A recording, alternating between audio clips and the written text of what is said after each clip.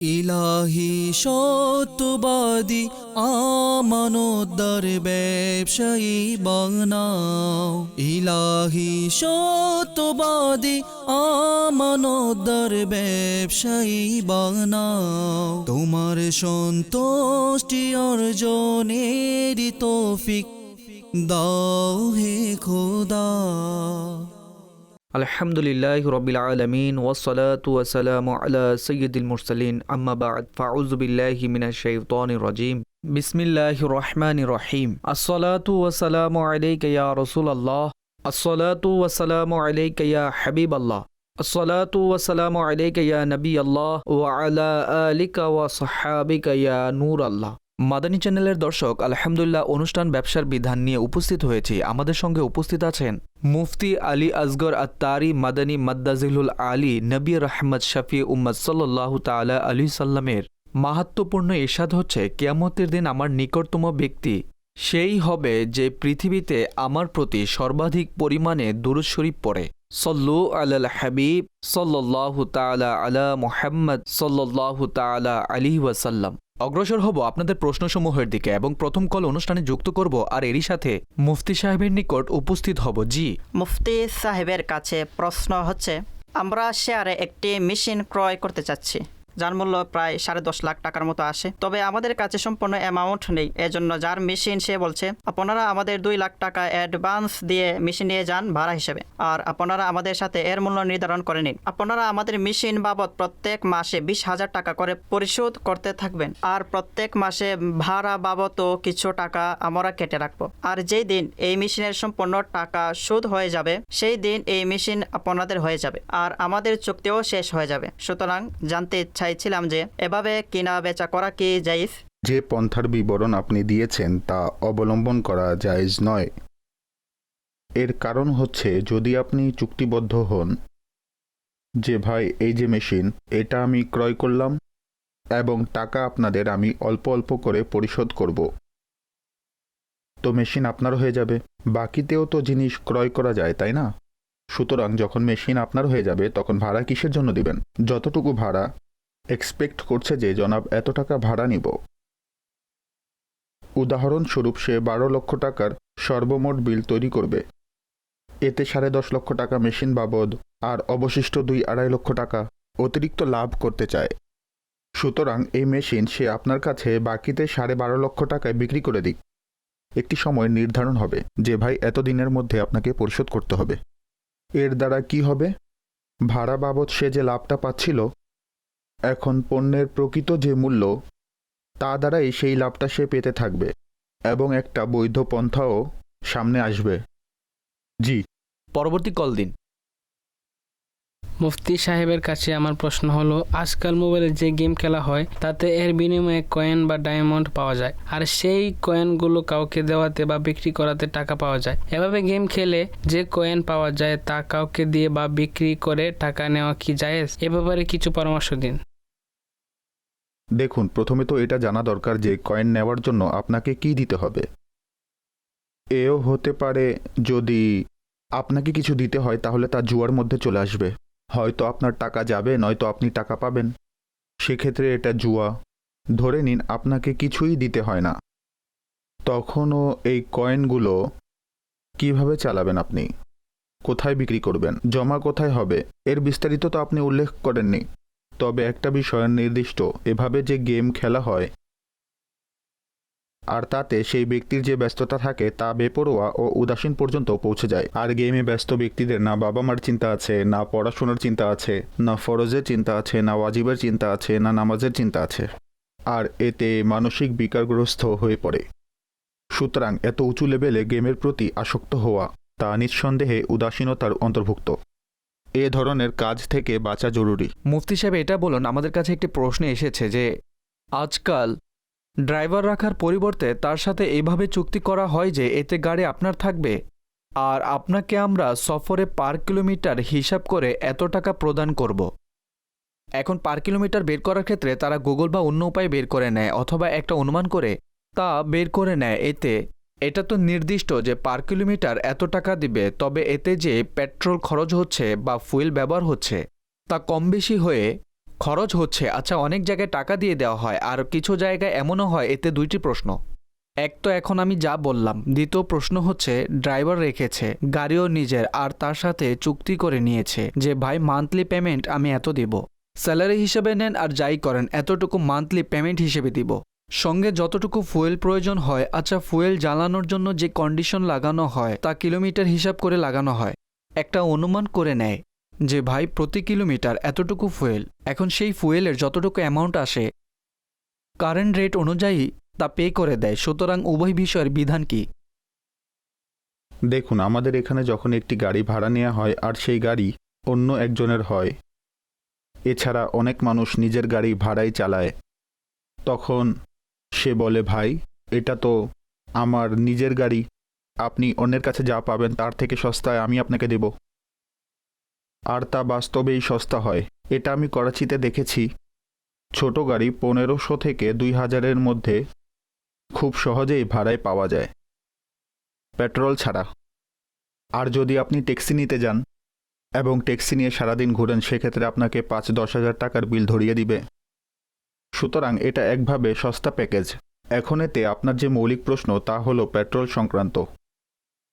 যদিও বা পেট্রোল সহ অনেক জায়গায় গাড়ি ভাড়ায় চলে, অনেক সময় সেগুলো মানুষ বুকিং করে, আর সেগুলোরও একটি রেট আছে, ভাই আমাদের রেট এত, তবে পেট্রোল আপনার।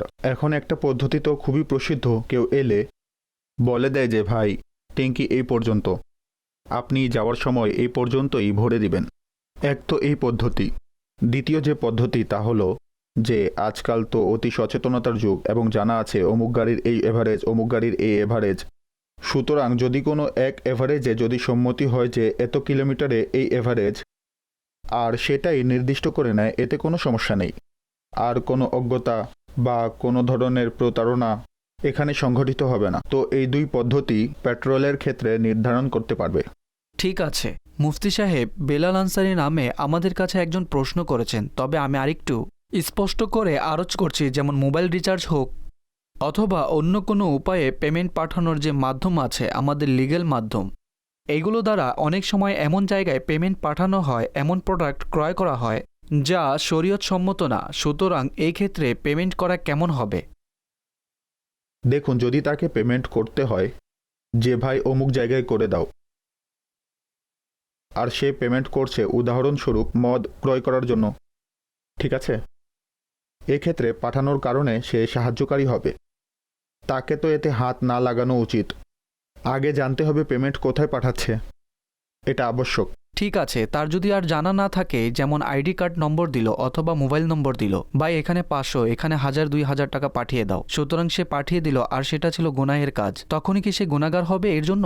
দেখুন, জানা না থাকলে তখন তদন্ত জরুরি থাকে না।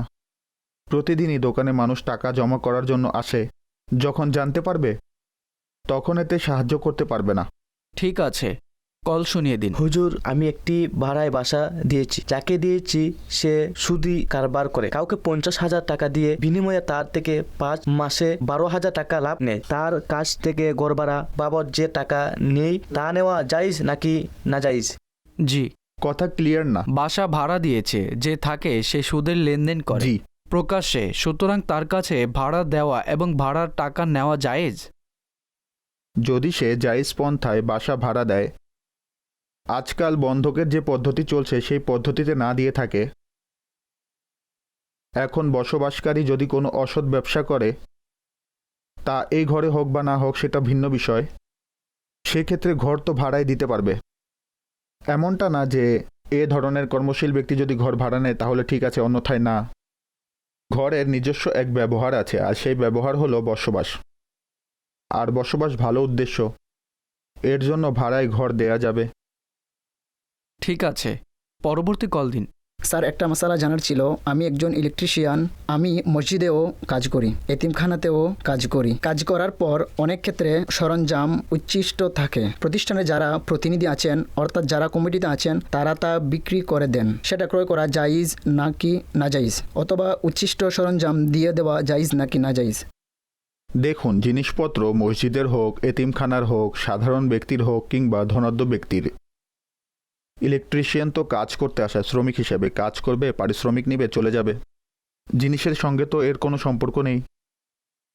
আর মসজিদ, মাদ্রাসা, এতিমখানার যে সম্পদ তা ব্যক্তির মালিকানাধীন যে সম্পদ আছে তার চেয়েও কঠিন।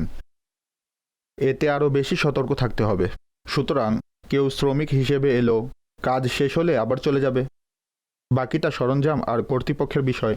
আর কাজের ক্ষেত্রে এমন অসংখ্য আইটেম থাকে, যেমন সুইচ লাগানোর আগে বেশি নিয়ে এলো, সেখান থেকে 2টি অতিরিক্ত রয়ে গেল, সেক্ষেত্রে দোকানদারকে ফেরত দিয়ে আসুন। তারের কিছু অংশ বেঁচে গেলে সেটাও ফেরত দেওয়া যেতে পারে। আর অনেক জিনিস যেমন পেরেক ইত্যাদি ফেরত দেওয়া যায়। আচ্ছা, কিছু এমন জিনিস আছে যা রেখে দিলে পরবর্তীতে কাজে আসবে। অনেক সময় সুইচ যদি 1-2টা থেকে যায় তাহলে কাজে লাগে। সুতরাং ইলেকট্রিশিয়ানকে কোন দুঃখে দিবে? ইলেকট্রিশিয়ানকে দেওয়ার পরিবর্তে যদি ফেরত দিতে হয় তাহলে দোকানদারকে দিন, আর যদি পরবর্তীতে কাজে আসে তাহলে রেখে দিন।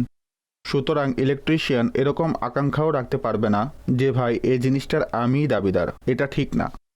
মুফতি সাহেব এখানে এটিও ইরশাদ করবেন, এখন তো আপনি এই প্রশ্নের উত্তর দিয়েছেন, কিন্তু অনেক সময় এমন হয়, অভিজ্ঞতা থেকে এই প্রশ্নটা করছি আপনার কাছে, অনেক সময় মসজিদগুলোতে দেখা যায় স্টোর রুম তৈরি থাকে, ছাদে এক্সট্রা রুম থাকে কিংবা বেলকনি থাকে। সুতরাং সেখানে আমরা দেখি যেই জিনিস পুরনো হয়ে গিয়েছে, যেই জিনিস ব্যবহারের অযোগ্য হয়ে গিয়েছে অথবা সাময়িক সময়ের জন্য ব্যবহারে আসছে না, সেগুলো সেখানে জমা করতে থাকে গুদামে পরিণত হয় এক পর্যায়ে, গোদাম হয়ে যায়। আচ্ছা, সেই জিনিসগুলোর একটা লাইকো ভ্যালুও থাকে, তন্মধ্যে ডিপ্রিসিয়েশন ভ্যালু আছে। সুতরাং রাখা না রাখা এবং যে বিষয়টা এসেছে তা বিক্রি করার কোনো নিয়ম, কোনো পদ্ধতি কি করা উচিত? আসলে দেখুন, কমিটি যদি বুদ্ধিমান থাকে কোনো জায়গায় তাহলে অনেক ভালো ভালো বিষয়ও আপনি দেখতে পাবেন। অর্থাৎ যখন শীত আসবে তখন পাখাগুলো কাপড়ে ঢাকা থাকবে, যেগুলো স্ট্যান্ড ফ্যান সেগুলো অন্য কোথাও সরিয়ে রাখবে, সেগুলোর উপরও কাপড় জড়ানো থাকবে। যেখানে সচেতনতা নেই, কমিটির কোনো রকম অনুভূতি নেই, ঘরের সব কিছু গুছিয়ে রাখবে, তবে মসজিদের জিনিসের ক্ষেত্রে আলসামি দেখা দেয়। সুতরাং অলসতা কোনোভাবেই করা যাবে না। সমাজের ছোট মসজিদে কাজ কম থাকে, বড় মসজিদে কাজ বেশি থাকে। সুতরাং যখন কাজ বেশি থাকে তখন কাজগুলো বন্টন করে নেওয়া উচিত। অর্থাৎ এক দল এই কাজ করবে, অপর দল ওই কাজ করবে। অনেক সময় অনেকে ভাবে আমরা কি কাজ করব, আসে বসে দাপট দেখিয়ে চলে যায়। তো সাধারণত কমিটির মধ্যে 5-7 জন থাকেই। সুতরাং প্রত্যেকেই নিজের দায়িত্বে কিছু কাজ নিয়ে নেবে। এমন যেন না হয় মসজিদের কাজ এক ব্যক্তি করবে, না। যেই কাজ অধিক সময় ও মনোযোগ চায় তাতে অধিক মানুষ একত্রিত হয়ে কাজ বন্টন করে নিলে তখন তা সহজেই হয়ে যায়। মুসল্লিদেরও দায়িত্ব আছে, কারণ মসজিদের কমিটি তো আর চৌকিদার নয়, সর্বদা সেখানেই বসে থাকবে। কেউ চলে যাচ্ছে, তার লাইট অফ করবে, ফ্যান অফ করবে, গেট বন্ধ করবে। সুতরাং এভাবে মসজিদের যে কাজ রয়েছে তা সম্মিলিতভাবে সামনে আগাতে হয়। তাই এগুলো সাহায্যের মাধ্যমে আগানো উচিত। ঠিক আছে, পরবর্তী কল শোনান। আমার প্রশ্ন হচ্ছে, আমাদের একটা রেশন পণ্যের দোকান আছে আর এদিকে অ্যাসোসিয়েশন বোর্ড বানানো আছে। সেখানে প্রতি 3-4 বছর পর পর মূল্য নির্ধারণ করে দেয় যে প্রতি পণ্য এত টাকা করে বিক্রি করতে হবে। যারা এই অ্যাসোসিয়েশনের মধ্যে আছে এটা সকলের জন্য। অনেক সময় দ্রব্য মূল্যের দাম এতটাই বেড়ে যায় যে সামাল দেওয়া কষ্টকর। আমরা কি নিজে থেকে দাম বাড়াতে পারবো? এমন কোনো ইসলামী পন্থা আছে? কি প্রশ্ন করেছে? আমার মনে হচ্ছে ট্রেন্ড জাতীয় কিছু, অর্থাৎ রেশনের যে পণ্য সামগ্রী আছে সেগুলোর দোকান আছে তার। আর বললেন অ্যাসোসিয়েশন গঠন করা আছে যা গত 3-4 বছর আগে রেট ফিক্সড করেছে, তো সেই রেটই চলছে, মূল্য বৃদ্ধি পেয়েছে, এখন আমরা কি বাড়াতে পারবো কিনা? দেখুন, মূল বিষয় হচ্ছে আপনার এবং গ্রাহকের। তবে অনেক সময় সার্বিক বিবেচনায় কিছু রেট ফিক্সড করা হয়। হেয়ার কাটরাও এই কাজ করে, তাদেরও একটা পরিষদ আছে, আর তারাও এজন্য করে যেন এমন না হয় কোনো ব্যক্তি সস্তায় সবাইকে সার্ভিস দিয়ে দেয় আর বাকিরা এতে পরস্পর ঝগড়ায় জড়িয়ে পড়বে। সুতরাং পরস্পরের ঝগড়া বিবাদ দূর করার বিষয়টা দেখা হলে এটা খুব ভালো বিষয়। পরস্পর সমঝোতা করে চলা কোনো খারাপ বিষয় না, তবে পুনর্বিবেচনাও তো করা যায়। যদি আপনি মনে করেন রেট বেড়ে গেছে, শ্রমিক মজুরি বেড়ে গেছে, খরচ বেড়ে গেছে, তাহলে আপনাদের মূল্য তালিকা চেঞ্জ করে পুনরায় আপনারা মূল্য নির্ধারণ করতে পারেন, এতে কোনো সমস্যা নেই। মুফতি সাহেব, অ্যাসোসিয়েশন অনুসরণ করা তাদের জন্য চারিত্রিকভাবেও জরুরি নাকি শরীরভাবে জরুরি? দেখুন, 4 জনের মধ্যে বসে কোনো একজন বলল যে আমি এই কাজ করব, তখন সেটা তার করা উচিত। জি। অন্যথায় সে পূর্বেই বলে দিবে আমি এই পরিষদের অংশ হতে চাই না। সঠিক। ঠিক আছে, চারজনের মধ্যে বসে কথা দিয়ে থাকলে যদি কোনো কারণ না থাকে তাহলে করা উচিত। জি। আর এতে ফায়দাও আছে, লাভও আছে। দেখুন, যতক্ষণ আমাদের সমাজ শক্তিশালী থাকবে, মার্কেট ইউনিয়ন মজবুত থাকবে, তখন অসংখ্য অপরাধ শেষ হয়ে যাবে। মার্কেটে এসে একজন বসে আর চিটিং করে, জি। তখন ইউনিয়নের কাজ হচ্ছে তাকে বোঝানো, তুমি এগুলো ছেড়ে দাও, ঠিক আছে? কিংবা কোনো দোকানদারের সাথে অন্যায় হলো, তখন ইউনিয়ন এসে বলবে আমার দোকানদারের সাথে এমন কেন হলো। সুতরাং পরস্পরের বৈধ উদ্দেশ্যের জন্য ইউনিয়ন গঠন করা, নীতিমালা মেনে চলা, এটা ভালো বিষয়, কোনো মন্দ বিষয় না। যতক্ষণ সমাজ শক্তিশালী আছে, এখন আর কোথায় শক্তিশালী? মুফতি সাহেব, এতে বিক্ষিপ্ত হয়ে যাচ্ছে। এখন আমাদের সমাজে তালাকের সংখ্যা দিন দিন বেড়েই চলেছে, তাই না? এর বড় কারণ হলো ভ্রাতৃত্ব বাইপাস হচ্ছে। আপনি 20-30 বছর পূর্বে যান, তখন পরিবারের প্রতিটা গুরুত্বপূর্ণ বিষয় বংশের বড়দের সাথে আলোচনা হতো, বড়দের অভিমত নেওয়া হতো। সামান্য মন মালিন্য হলেও বড়রা সমাধান করতে আসতেন। এখন সবাই মনে করে আমি অপরের কাছে কেন যাব? আর কারণবশত যখন উভয় পার্টি মুখোমুখি হয়ে যায়, মধ্যে কোনো যোগসূত্র থাকে না, তখন ফলাফল কি হয়? সংঘর্ষ হয়। মুফতি সাহেব এতে কিভাবে ইনভলভ হবে? সে একজন মর্যাদাশীল ব্যক্তি, তার একটি পদমর্যাদা আছে। সে বলে আমি তাদের মধ্যে সমাধান করতে বসলে এতে আমার তো কোনো লাভসাপ তো নেই, উল্টো মানহানি হবে। দেখুন, কিছু কাজ আল্লাহর জন্য করতে হয়। এমনটা নয় যখন আপনি টাকা পাবেন তখনই আপনি সময় দিবেন বা তখনই চেষ্টা করবেন। একটি বিষয় আছে, এই বিষয়টিতে অনেক ভুলও হয়। অনেক মানুষ ভুল সিদ্ধান্তও নিয়ে নেয়, বড় বড় ভুল সিদ্ধান্ত করে ফেলে। তবে যেগুলো মূল বিষয় আছে সেগুলো সবারই জানা আছে, এটা ভুল, এটা সঠিক। আর সেই বিষয়গুলোতে ভাই ভাই মারামারি করে। ঠিক আছে ভাই, আপনার বংশে 4 জন বড়ও তো আছেন, তাদের মাঝখানে নিয়ে আসুন। আচ্ছা, অনেক সময় বড়দেরও এগিয়ে আসার প্রয়োজন হয়, যদিও বা কেউ না জিজ্ঞেস করে। হোক, সিদ্ধান্ত করতে না আসুক, কিন্তু একজনকে তো বুঝাতে পারেন, ভাই এভাবে নয়, এভাবে করুন। সুতরাং ভ্রাতৃত্ব সিস্টেম দুর্বল হওয়ার কারণে সামাজিক ও পারিবারিক যে ব্যাধি তা বেড়েই চলেছে। জি। পরবর্তী কল শোনান।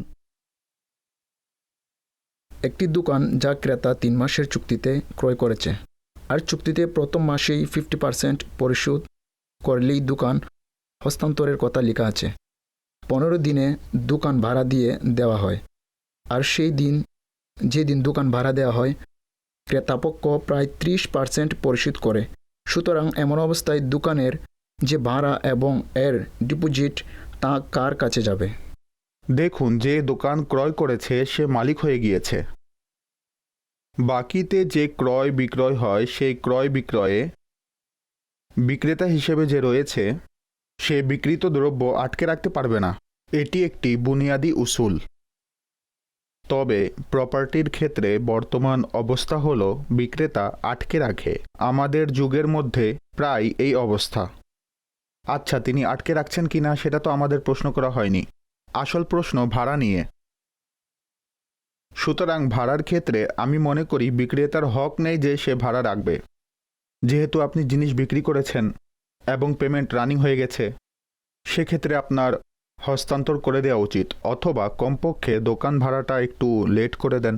যে ভাই, পার্টি তো 15 দিন পর পেমেন্ট করেই দিবে, আপনি একটু ধৈর্য ধরে সেই পার্টির সাথে কথা বলে নিয়েন। এখন সেই পার্টির ইচ্ছা, চাইলে ভাড়া দিবে, অন্যথায় দিবে না, হতে পারে সে নিজেই বসবে। এক্ষেত্রে তো তার জন্য দোকান খালি করতে হবে যেন হস্তান্তর করতে পারেন। আপনি নিজে থেকে ভাড়া দিতে চাইছেন, এতে বহুমুখী সমস্যা তৈরি হবে। জি। মুফতি সাহেব, কোনো এক মহিলা প্লট দিয়েছিলেন মসজিদের জন্য এবং প্লট দিয়েও দিয়েছেন, হস্তান্তর হয়ে গিয়েছে, তার মৃত্যু হয়ে গিয়েছে। তবে সেই প্লটটি একটি মসজিদের খুবই কাছে। সুতরাং সেই প্লটটি বিক্রি করে অন্যত্র কোনো মসজিদ নির্মাণ করতে পারবে অথবা কোনো মাদ্রাসা বানাতে পারবে কিনা? দেখুন, ওয়াকফ প্রপার্টি যেই মাকসাদের জন্য ওয়াকফ করা হয়েছে তাতে কোনো পরিবর্তন হতে পারবে না। সেটা সেখানে বাস্তবায়ন করতে হবে। আমি ইয়ামানে দেখেছি একটি গলিতে বেশ কিছু মসজিদ আছে। এর কারণ কি ছিল? এর পিছনে অনেক প্রেম ভালোবাসার হাত ছিল। যে তখন মসজিদগুলোতে মানে লোক সংখ্যা কম ছিল, কোনো বুজুর্গ নির্মাণ করেছিল 800 বছর 900 বছর পূর্বে, সেখানকার স্থানীয়রা এটা পছন্দ করেননি যে আমরা এগুলোতে হাত লাগাবো। ঠিক আছে। এখনও সেগুলোতে মাটির প্রলেপ দেওয়া হয়, লাকড়ির ছাদ রয়েছে, এর সামান্য মেরামত করা হয়। এরপর আরেকজন বুজুর্গ এসেছেন, জায়গা কম হওয়ায় সামনে মসজিদ বানিয়েছেন, তার সামনে আরেকজন বানিয়েছেন, সকল মসজিদ কাছাকাছি ছিল। তো যখন মসজিদের ভিতরে জায়গা থাকে না একটি মসজিদে, এটা তো এমন না যে আরেকটা মসজিদ বানিয়ে তারা এই মসজিদকে বিরান করতে চায়, বিষয়টা এমন নয়। যদি প্রয়োজন থাকে মসজিদের, তাহলে আজকালকার গলি তো আর ছোট নয়, বড় বড় গলি হয়ে থাকে। অনেক সময় আইনি জটিলতা থাকে। দেখুন, সব সময় আইনি জটিলতা থাকে না, অনেক সময় অন্য সমস্যা থাকে, ঠিক আছে? তবে যে ফ্ল্যাট ওয়াকফ হয়ে গিয়েছে সেটাকে অবস্থায় বাকি রাখা জরুরি। প্রশ্নকর্তা আমাকেও প্রশ্ন করেছে ইনবক্সে, ফেসবুকের ইনবক্সে। এর যে সমস্যা সেখানকার স্থানীয় আলিম নিয়ে সমাধান করুন। জি, পরবর্তী কল শোনান। মুফতি সাহেবের কাছে আমার দুটি প্রশ্ন।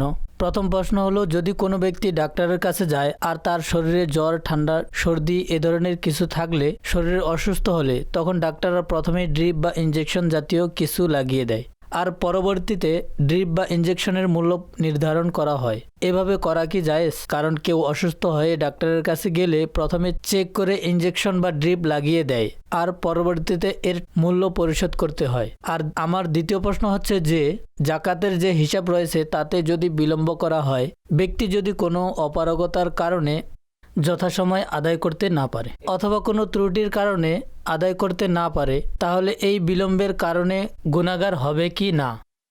যদি জাকাতের নির্দিষ্ট সময় পূর্ণ হয়েছে, সময় চলে আসে, তখন বিলম্ব করতে পারবে না। যদি বিলম্ব করে তাহলে গুনাহগার হবে। তৎক্ষণাৎ আদায় করা জরুরি। এই কারণে জাকাত পূর্বেই বের করে নেওয়া উচিত। সে তারিখ আসতেও দেওয়া যাবে না। তারিখ চলে এলে তখন ভাবে কি করব, কাউকে পাচ্ছি না। আরে ভাই, পূর্বেই ভেবে নেন কষ্ট করে। মুফতি সাহেব, বিষয়টা যদি এমন হয়, গত বছর 1 লাখ টাকা জাকাত বের হয়েছিল, সুতরাং এবছরও জাকাতের দিন আসার আগেই 1,30,000, 20,000 অলরেডি দিয়ে দিয়েছি। তবে এখনও পার্টিকুলার হিসাব করেনি যে কত টাকা আসলে হতে পারে, তবে অনুমান হচ্ছে এর আশপাশই হবে। দেখুন, ব্যক্তির আইডিয়া তো থাকে, যদি জাকাত গত বছরের চেয়ে বেশি আসে তাহলে আমি ততটা পূর্বেই দিয়ে দেই। জি। যদি জাকাত বেশিও দিয়ে দেয় তাহলে অনেক ক্ষেত্রে এটা অ্যাডজাস্ট হতে পারে। জি, যদি সে জাকাত দিয়ে দেয় তবে হিসাব ফাইনালাইজ করেনি, সেক্ষেত্রে কি গুনাহগার হবে? দিয়ে দিলে আবার কেন গুনাহগার হবে? সতর্কতামূলক একটু বেশি দিয়ে দিবে নয়তো, ঠিক আছে, যাতে বিলম্বকারী না বলা যায়। আর এটাও কি জরুরি যে যেদিন বছর পূর্ণ হবে সেদিনই হিসাব করতে হবে? কিছু জিনিসের হিসাব যদিও ওই দিনও করতে হয়, তবে যেদিন ক্লোজিং করতে বসবে যারা বড় ব্যবসায়ী তাদের তো সপ্তাহ লেগে যায় ক্লোজিং করতে গিয়ে। সুতরাং আগে থেকেই এর হিসাব করতে হবে। দ্বিতীয় প্রশ্ন, ড্রিপ সংক্রান্ত। দেখুন, এটা ভালো বিষয়, আপনি ডাক্তারের কাছে মাঝে মাঝে যান। অন্যথায় যারা অধিক যায় তাদের আইডিয়া আছে যে ডাক্তারের ফিস এত এবং ড্রিপ এত টাকায় পাওয়া যায় এবং ইনজেকশন এত টাকায় বিক্রি করে। আর অনেক সময় ডাক্তার শুধু দেখে আর টোকেন লিখে দেয় যে এগুলো ফার্মেসি থেকে নিয়ে আসেন, তখন তো কোনো সমস্যা নেই। তবে ভালো হয় যদি জিজ্ঞাসা করে নেয় এসব বিষয়ের ক্ষেত্রে যে ভাই, আপনি যে ড্রিপ লাগাচ্ছেন এর জন্য টাকা কত নেবেন, তখন ডাক্তার বলে দিবে এত টাকা লাগবে। জি, দুইটি বিষয় আছে এতে। প্রথমত, সে যে ড্রিপ ইনজেকশন বা এই জাতীয় যে জিনিস ব্যবহার করেছে এগুলোর মূল্য আছে।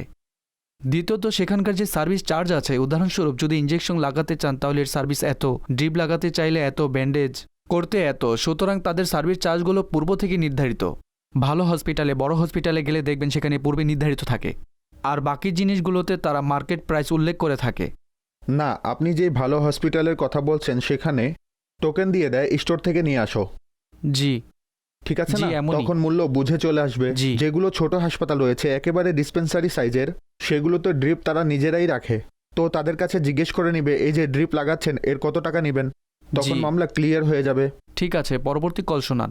স্যার, আমি একটি গ্রুপে কাজ করতাম আর 10-12 জন দোকানদার ছিল আমার সঙ্গে। তন্মধ্যে শুধু একজনের সাথে আমার ঝগড়া হয়ে যায়। সে আমার বেশ কিছু ক্ষতিও করে। এখন সে আমার কাছে ক্ষমা চাইছে বারবার। সুতরাং এখন আমার প্রশ্ন হচ্ছে, আমি যদি তাকে ক্ষমা করে দিই তাহলে সে আমার আরও ক্ষতি করবে। আপনার মতামত জানতে চাইছি যে তাকে সরাসরি ক্ষমা করব নাকি মনে মনে ক্ষমা করে দিলেই হয়ে যাবে। দেখুন, প্রকাশ্যে তাকে ক্ষমা করে দিন। এর কারণ হলো হাদিস শরীফের মধ্যে লাঞ্ছনা এসেছে এ বিষয়ে যে এক ব্যক্তি ক্ষমা চাইতে এসেছে আর সম্মুখ ব্যক্তির ক্ষমা না করা। এমন পরিস্থিতি না হওয়া উচিত, এতে অন্তর শক্ত হয়ে যায়। সবাই ভুলের প্রতিচ্ছবি, তবে আম্বিয়া ইকরাম আলাইহিমুসসালাম মাসুম, আউলিয়া ইকরাম মাহফুজ, তাদের ব্যতীত আমরা প্রতিদিনই ভুল করি। আজ আমার দ্বারা ভুল হয়েছে, কাল তার দ্বারা হতে পারে। এখন আমি কারো কাছে ক্ষমা চাইলাম, সে ক্ষমা করলো না, তখন কতটা লাঞ্ছনা ও অপদস্থ হব।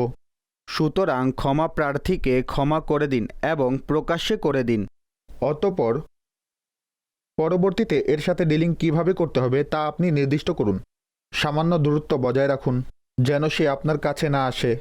এই দূরত্বের কারণে সেও দূরে থাকবে, আর আপনি যে আশঙ্কা করছেন সেই আশঙ্কাকে অন্যভাবে কভার করা যেতে পারে। মুফতি সাহেব, তিনি যে বলছেন, অর্থাৎ বক্তার কথাকে আমি একটু টেনে বলবো। তিনি বলেছেন যে অনেক সময় এমন হয় যে কারো ভুল দ্বারা সংঘটিত হয়েছে, জেনে বুঝে ভুল করেছে, আর এখন সে ভয়ের মধ্যে আছে যে এতটা হয়ে গেল আমার দ্বারা, এখন থেকে কি হয়, সামনের ব্যক্তির রিয়েকশন কি হয়। যদি সেই কোনো রিয়েকশন না দেখায় তখন সে কিছুটা নিরাপদ হয়ে যায়। যার লোকসান হয়েছে এখন সে নিরাপদ হয়ে গিয়েছে, সামনের ব্যক্তি ক্ষতি করবে না। তবে যদি ক্ষমা করে দেয় তাহলে মুফতি সাহেব, যাকে ক্ষমা করা হয় সে অনেক সময় পূর্বের ভুল পুনরায় করতে থাকে। এক্ষেত্রে কিছুটা দূরত্ব বজায় রাখা হলে তার সাথে পূর্বে ডিলিং করতেন, এখন যদি তার সাথে ডিলিং করা ছেড়ে দেন, জি, তখন কিভাবে আপনার ক্ষতি করবে? অর্থাৎ এমন পন্থা অবলম্বন করতে হবে যেন সে বুঝে যায় তাকে ক্ষমা করে দিয়েছি। এর মধ্যেই কল্যাণ নিহিত। জি, পরবর্তী কল শোনান। শ্রদ্ধেয় মুফতি সাহেবের কাছে আরজ হলো, এই প্রশ্নের উত্তর বলে দিন যে রক্ত ক্রয় বিক্রয় করা কেমন? যদি কেউ কোনো অপারগতার কারণে ক্রয় করে তো তার ব্যাপারে কি বিধান? আর যদি কেউ এটা বলে যে অভাবের মধ্যে আছি এজন্যই বিক্রি করছি, তখন কি হুকুম হবে? এ বিষয়টা স্পষ্ট করে দিন। দেখুন, রক্ত সম্পদ নয়। সম্পদ না হওয়ার কারণে এর ক্রয় বিক্রয় হতে পারে না। দ্বিতীয় কারণ হচ্ছে রক্ত আল্লাহ প্রদত্ত এক মানবীয় অঙ্গ এবং মানুষ তার অঙ্গকে বিক্রি করতে পারে না। বেশ কিছু কারণে রক্ত ক্রয় বিক্রয় করা হচ্ছে হারাম। এখন কথা হচ্ছে, আপনি বললেন কোথাও পাওয়া যাচ্ছে না। প্রথমত, আজকাল বড় শহরগুলোতে এমন অবস্থা হয় না। রক্তের বড় বড় অনেক ডোনেশন কেন্দ্র পাওয়া যায়। অনুরূপভাবে ব্লাড ব্যাংকও শহরে রয়েছে যেখানে রক্ত পাওয়া যায়। তারা এটা বলে আপনি কাউকে নিয়ে আসুন, সে রক্ত দিলে আমরা আপনার গ্রুপে রক্ত দিয়ে দিব। ধরে নিলাম এমন কোনো অবস্থায় বাস্তবেই পাওয়া যাচ্ছে না। তো দেখুন, যখন কারো যান যাওয়ার উপক্রম হয়, অঙ্গহানি হওয়ার ভয় থাকে, অথবা এমন কোনো কারণ পাওয়া যায় যেখানে ইসলামী শরিয়া রক্ত পরিবর্তন করার অনুমতি দেয়, সেক্ষেত্রে এমন পরিস্থিতিতে কেউ যদি বাধ্যতামূলকভাবে ক্রয় করে তখন ক্রয়কারীকে গুনাহগার বলা হবে না। যদিও ক্ষুধা ও চিকিৎসার মাসআলা ভিন্ন। ফিকহের বিবেচনায় ক্ষুধা এমন যেখানে দৃঢ়ভাবে এ বিষয় পাওয়া যায় যে ক্ষুধা এমন যাতে ব্যক্তি মারা যায়। তবে চিকিৎসা করানোর সময় প্রত্যেক ক্ষেত্র এমন নয় যে যদি চিকিৎসা না হয় তবে মারা যাবে। তবে অসংখ্য বিষয়ে এমনও রয়েছে যেখানে প্রবল ধারণা পর্যন্ত জন্ম নেয়। সুতরাং কোরআনে পাকে এতটুকু অনুমতি দিয়েছে যদি কেউ হালতে ইস্তেরারে চলে আসে তখন মৃত ব্যক্তির মাংস খেয়েও সে জীবিত থাকতে পারবে। তো এখানে অপারগতার কথা হচ্ছে, আর অপারগতার বিষয় একটু ভিন্ন। তবে সাধারণ অবস্থায় এমন করা কোনোভাবেই অনুমতি নেই। আর যে বিক্রি করে টাকা নেয় তার তো কোনো অপারগতা নেই, সুতরাং তার জন্য কোনোভাবেই এই টাকা নেওয়া হালাল হবে না। মুফতি সাহেব, অনেক সময় এও দেখা যায় যে কেউ রক্ত নিতে এসেছে নিজের রিলেটিভের জন্য, মায়ের জন্য, বাবার জন্য বা অন্য কারো জন্য। এখন যে রক্ত দিতে এসেছে সে বিশেষভাবে রক্ত বিক্রিও করে না, আর এমন কোনো কারণও নেই, কিন্তু সে শুভাকাঙ্ক্ষী ও পরোপকারী। অনেক সময় এমন হয় যে কিছু জিনিসের প্রয়োজন হয়, যেমন ব্লাড ব্যাংকেও যদি যান তখন সাধারণত জুস, বিস্কুট এই ধরনের কিছু তারা প্রদান করে। তারা তো বলা ছাড়াই দিয়ে থাকে, কারণ অনেক সময় রক্ত দেওয়ার পর পরিস্থিতি এমন হয়। সুতরাং সেও যদি এই ধরনের কোনো কৃতজ্ঞতা দেখায় যে ভাই আপনি রক্ত দিয়েছেন, জুস খেয়ে নেন, এটা খেয়ে নেন। আচ্ছা, কোনো গরিব ব্যক্তি দূর থেকে এসেছে, জানে দূর থেকে এসেছে, তো তখন তাকে যাওয়ার সময় ভাড়া দিয়ে দিল যে রিকশায় চলে যাবেন, সুতরাং এর অনুমতি হবে কি না? দেখুন, জুস একটা কমন বিষয়, আর এর কারণ হচ্ছে কিছুটা সে দুর্বলতা অনুভব করে এবং ক্লান্ত অনুভব করে, তখন এটা প্রাথমিকভাবে তার একটা ট্রিটমেন্ট হয়। জি, এটাকে কেউ বিনিময় বলবে না। আর আপনি যে উদাহরণ দিয়েছেন, একজন এসেছে দূর থেকেই, সে রক্ত দেওয়ার জন্য না আসলেও আপনি ডেকেছেন কোনো কাজে, তখনও তাকে ভাড়া দেয়া এটা আপনার অধিকার। ঠিক, ভাড়া কোনো বিনিময়ে আসে না। ঠিক আছে। তো এটা একটা ভিন্ন অবস্থা তৈরি করবে। ইস্তেহসান এক ধরনের কৃতজ্ঞতা। কৃতজ্ঞতাও না, সম্মুখ ব্যক্তির বুনিয়াদী প্রয়োজন। সে ঠিক ভাড়া আছে। খরচ করে এসেছে, তাকে ভাড়া তো দিয়ে দিন কমপক্ষে। ঠিক আছে, পরবর্তী কল শোনান। মুফতি সাহেবের নিকট আমার আর্জ হলো, মসজিদের মধ্যে মাহফিল চলাকালীন সুগন্ধি ও আতর চারিদিকে ছিটিয়ে দেওয়া হয়, আর মানুষ তাদের টাকা দিতে থাকে। তাদের এই টাকা নেওয়া কেমন এবং আমাদের জনসাধারণের সেই টাকা দেওয়া কেমন, এর শরীয়ী দিক নির্দেশনা প্রদান করুন। হ্যাঁ, অনেক জায়গায় এমন প্রচলন আছে। করাচিতে তো খুব কমই এমন দেখতে পাওয়া যায়। একসময় বড় মাহফিল অনুষ্ঠিত হতো, তখন এমনটা দেখা যেত।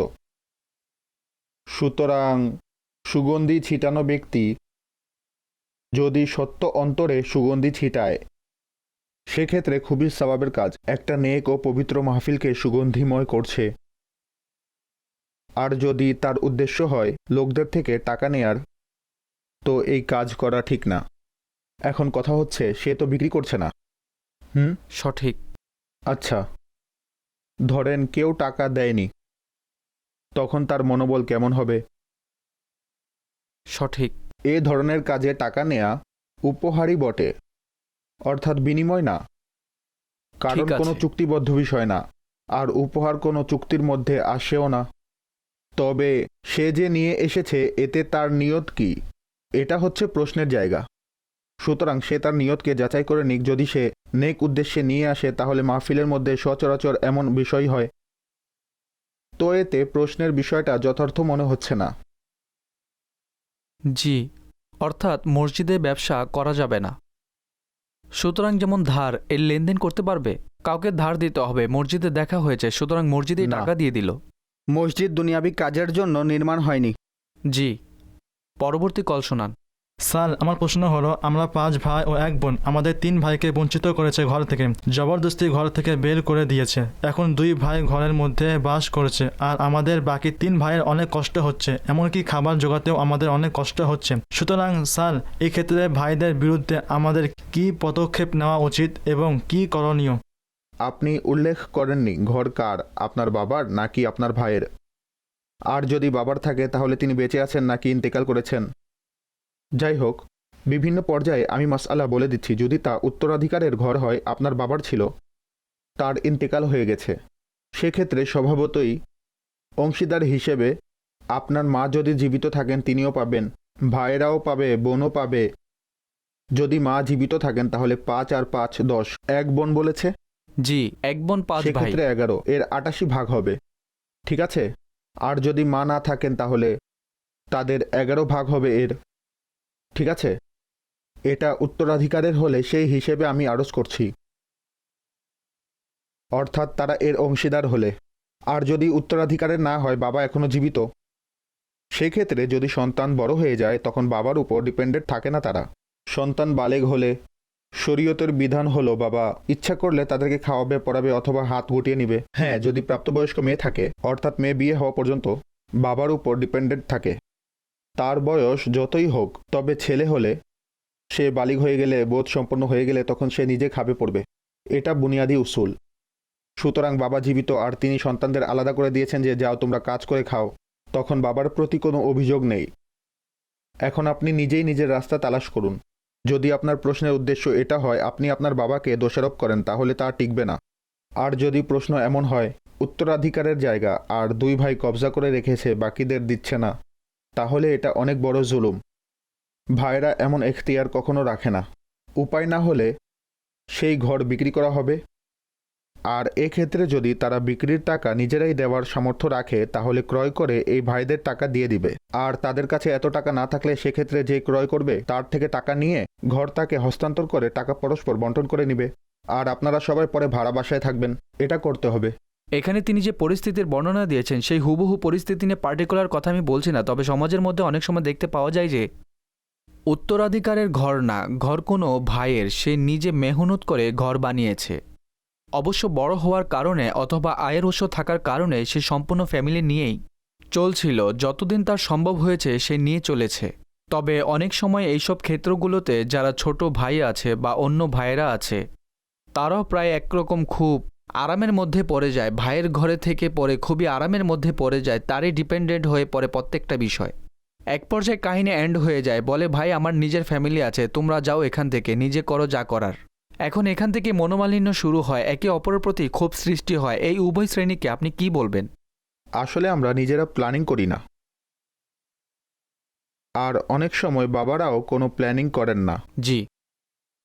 যে বড় ছেলে সে আস্তে আস্তে গোপনে কবজা করতে থাকে বাবার জিনিসপত্র, আর একেবারে দৃষ্টি নিবদ্ধ করে বসে থাকে এটা আমাকেই নিতে হবে। সুতরাং বাবাকে ভেবেচিন্তে এমন পরিকল্পনা করতে হবে যেন তারপরে কোনো দ্বন্দ্বের সূত্রপাত না হয়। জি। আচ্ছা, সন্তান আছে, সন্তানদের মাঝে সব জায়গায় এক সিচুয়েশন থাকে না। জি। অনেক সময় এমন হয় দুজন বড় বাকিরা ছোট। জি। অসংখ্য ভালো পরিবারে এও হয়, ঘরের বড়রা ছোটদের নিয়ে অগ্রসর হন, পড়াশোনা সম্পন্ন করান, পায়ে দাঁড় করান। তো এসব ক্ষেত্রে ছোটদের ভাবা উচিত আমাদের যে লাইফ তা একটু আলাদা, আমরা দুনিয়াতে একটু পরে এসেছি, আমাদের স্ট্রাগল বেশি, তারা তো খুব সহজেই একটা লাইন পেয়ে গেছে। সুতরাং এভাবে প্রত্যেক ব্যক্তির ভাগ্য, তার লাইফ, তার প্রেক্ষাপট সব কিছু ভিন্ন ভিন্ন হয়। অন্যের সম্পদ দিয়ে যে ধনী হতে চায় সে সারা জীবন ফকির রয়ে যায়। নিজে চেষ্টা করুন, আপনার কিছু নেই, লাখো মানুষের ইতিহাস আপনাদের সামনে, কিছুই ছিল না তাদের কাছে, পরিশ্রম করেছে, অনেক কিছু হয়ে গেছে। সুতরাং অগ্রসর হওয়ার চেষ্টা করুন, পরস্পরের দ্বন্দ্বগুলো দূর করতে হবে। লোকেরা সারা জীবন দোষারোপের মধ্যে কাটায়। জি। আমার ভাই এটা করেছে, আমার বোন সেটা করেছে, আমার ভাবি অমুক করেছে, অমুকে আমার সেটা করেছে। আরে ভাই, এই চ্যাপ্টার বন্ধ করে দিন। ঠিক আছে, আপনি ডিভাইডেড হয়ে গেছেন, সঠিক পথক হয়ে গেছে আপনার ভাবনা। কাজে ফোকাস করুন, কাজ করুন, আপনি আগে বাড়ুন, ঝেড়ে ফেলুন সবকিছু। আমাদের ব্যর্থতার বড় কারণ এও রয়েছে, আমাদের কাহিনীই শেষ হয় না, মাথা ঠকতে থাকে। জি, সঠিক বলেছেন আপনি। আল্লাহ তাআলা বরকত দান করুন। আমাদের অনুষ্ঠানের সময়ও শেষ হয়ে এসেছে। মাদানী চ্যানেলের অনুষ্ঠানমালা চলমান। মাদানী চ্যানেল দেখতে থাকুন। আল্লাহ তাআলা আমাদের ইলমে দ্বীন অর্জন করা ও তদনুযায়ী আমল করার তৌফিক দান করুন। সল্লু আলাল হাবিব সাল্লাল্লাহু তাআলা আলা মুহাম্মদ সাল্লাল্লাহু তাআলা আলাইহি ওয়াসাল্লাম।